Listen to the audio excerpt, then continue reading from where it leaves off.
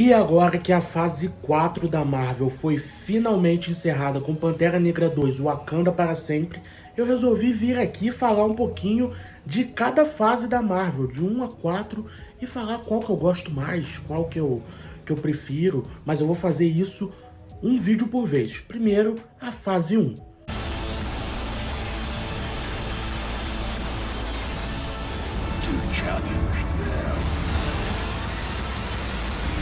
E aí pessoal, Igor Decenalta aqui. Hoje eu vim falar um pouquinho sobre isso, mano. Sobre os filmes da fase 1. Na época que a Marvel fazia um filmezinho por ano, um filmezinho a cada 2 anos. Não era essa máquina de fabricar filmes, tudo igual, tudo parecido, que não tem peso nenhum historicamente.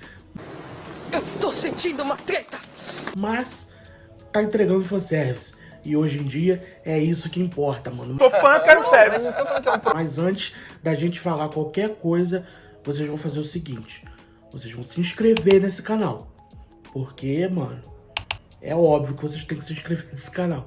E vocês vão deixar o like nesse vídeo pro YouTube entender que esse vídeo é relevante, mano. E entregar pro máximo de pessoas possível. E aumentar essa nossa querida rede decenalta na internet. Feito isso, vamos pro vídeo, mano.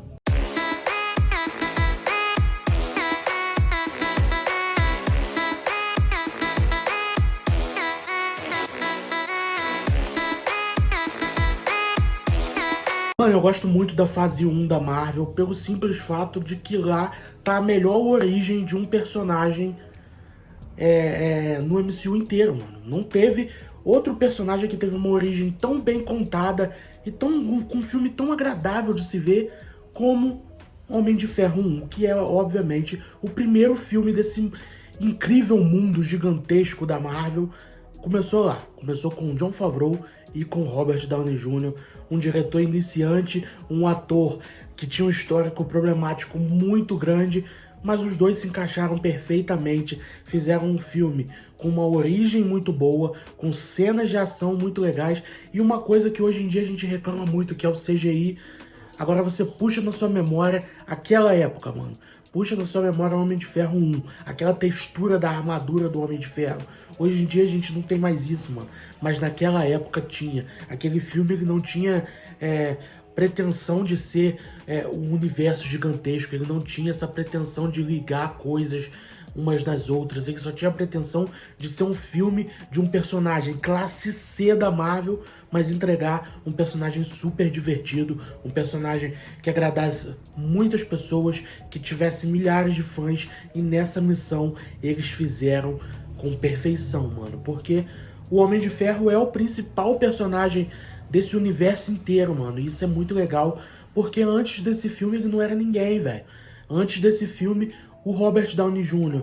era um ator problemático, que ninguém dava crédito a ele, que era um grande ator, mas as pessoas tinham medo de trazer ele para os filmes porque ele era problemático.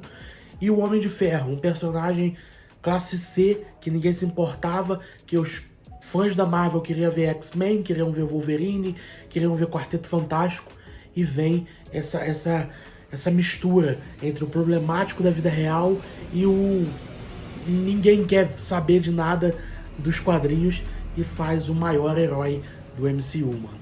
Isso é incrível.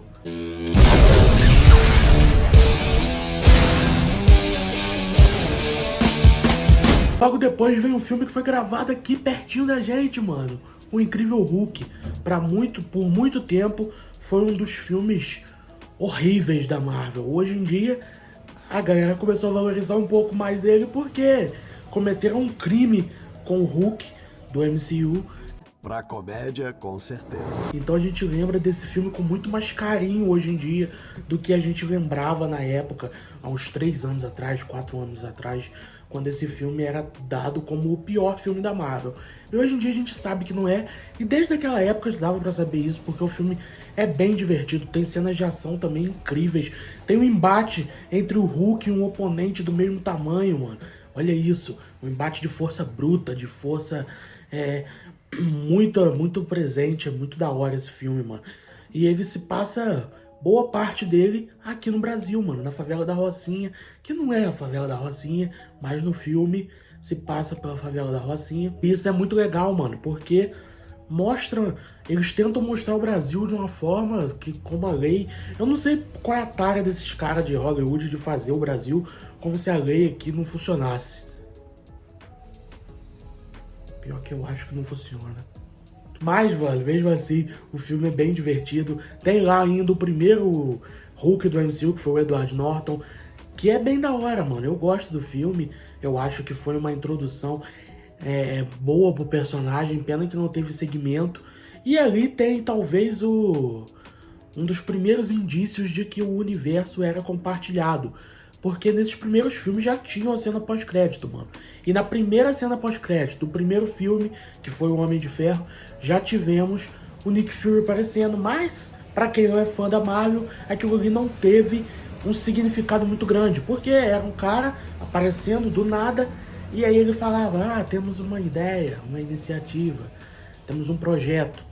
Mas, na cena pós-crédito de O Incrível Hulk, pelo contrário, veio algo familiar, mano. Veio o Tony Stark. Ele aparece na cena pós-crédito, ele fala que tá procurando o Hulk, e ali a gente se ligou, caraca, esse filme é uma ligação direta com o Homem de Ferro, mano. E cara, que coisa sensacional tá saindo daí, mano. E foi isso que a gente pensou logo de cara.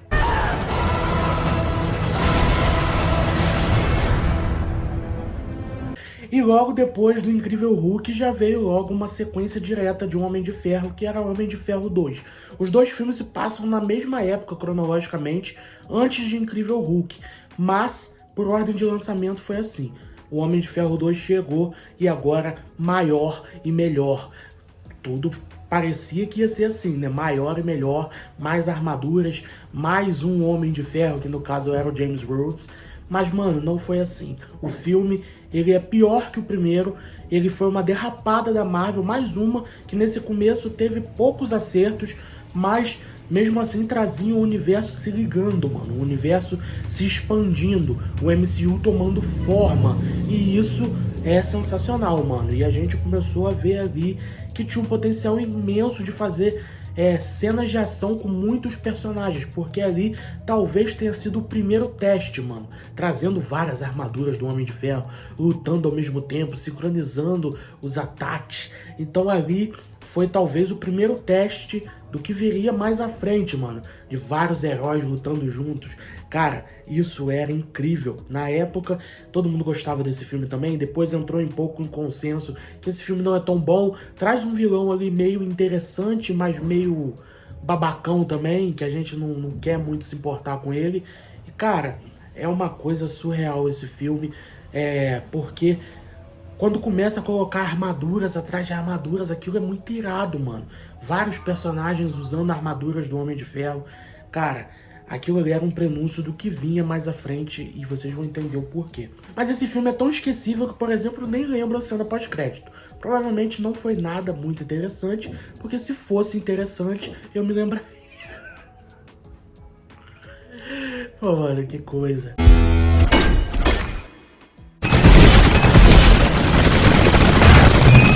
Logo depois de Homem de Ferro 2 veio o Deus do Trovão, mano. O Asgardiano mais querido desse universo.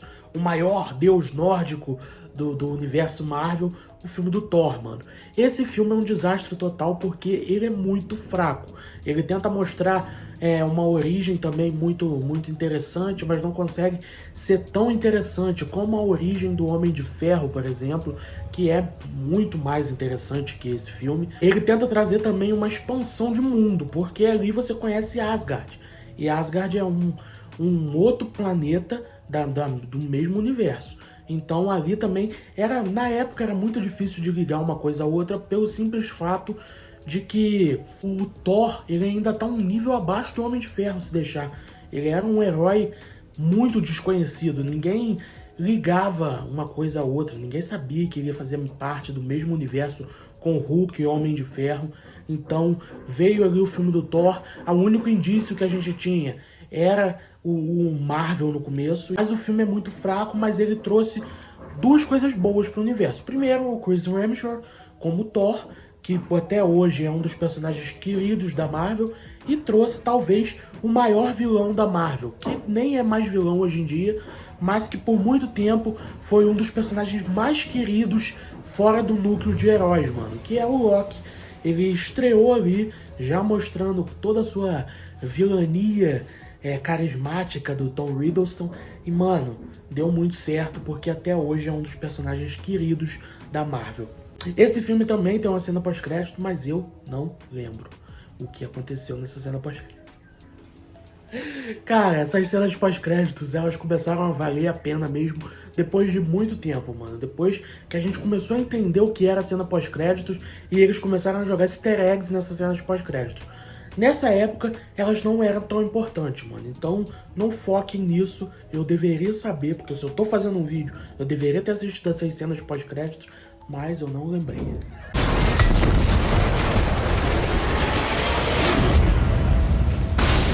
E logo depois disso veio o primeiro filme da ordem cronológica, mais um quarto ou quinto filme, quinto filme desse universo de lançamento, mas ele é o primeiro na ordem cronológica. Capitão América, o primeiro Vingador, se passa lá nos anos 30, anos 40 e conta a história do Steve Rogers, mano. E esse já bem mais conhecido, Capitão América, muito mais conhecido por ser um ex-parceiro do Wolverine na guerra, então ele se tornou muito conhecido por aquele desenho X-Men Evolution, porque ele aparece ali. Ele também é um herói classe B da Marvel, ele não tá entre os principais, Homem-Aranha, Quarteto Fantástico e X-Men, mas era um personagem um pouco mais conhecido que Homem de Ferro, Thor, o Hulk sim é do panteão dos grandes heróis, mas os outros não eram até aqui. E o filme do Capitão América é mais uma derrapada. O filme é muito chatinho, cara. Assim como a origem do Thor,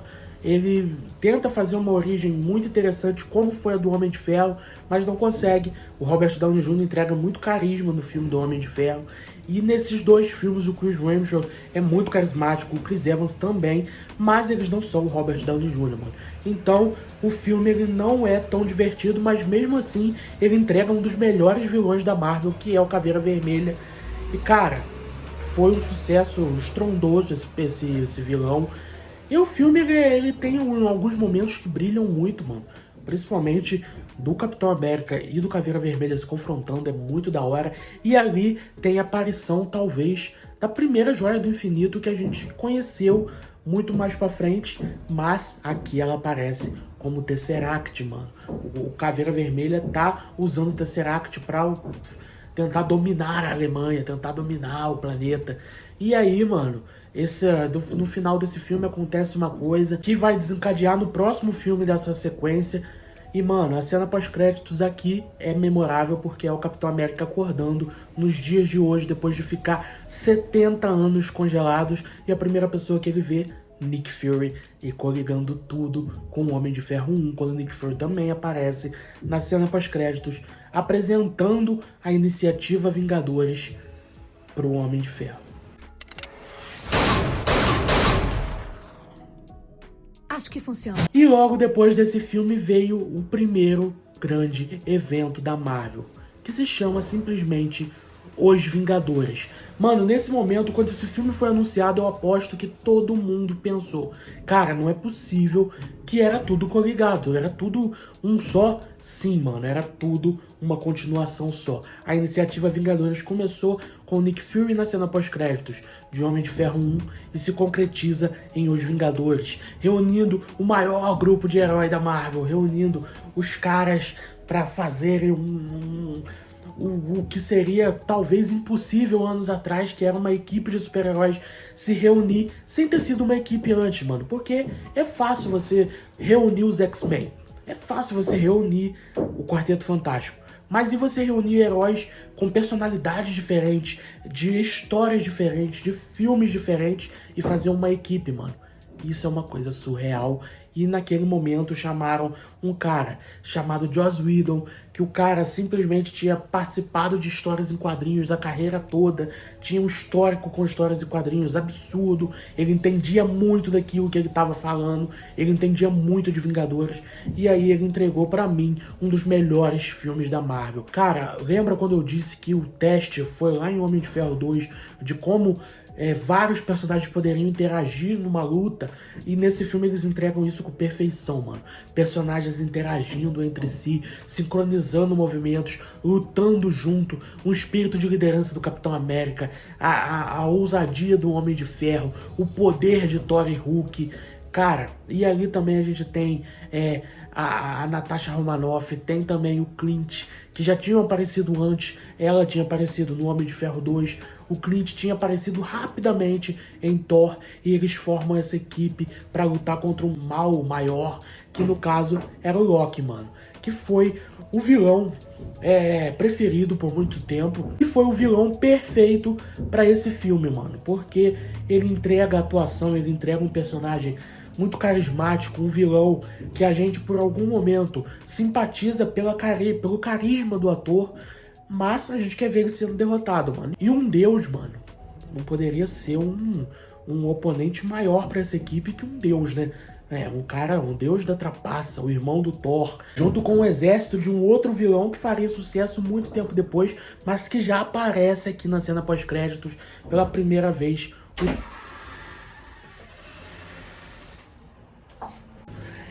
E o vilão que a gente muito depois aprendeu a respeitar, e a gente entendeu que era o vilão da Marvel, que ele já aparece aqui na cena pós-crédito, mano. Logo de cara, dando um sorrisinho amarelo. E quem era fã de quadrinhos entendeu na hora quem era aquele cara, mas quem não era fã de quadrinhos naquela época, em 2012, como eu, não era um fã de quadrinhos assíduo, não entendeu nada, mas sabia que o perigo tava chegando, mano. E a equipe tava formada, o vilão tava imposto, e a gente sabia que os próximos anos da Marvel seria algo absurdo, mano.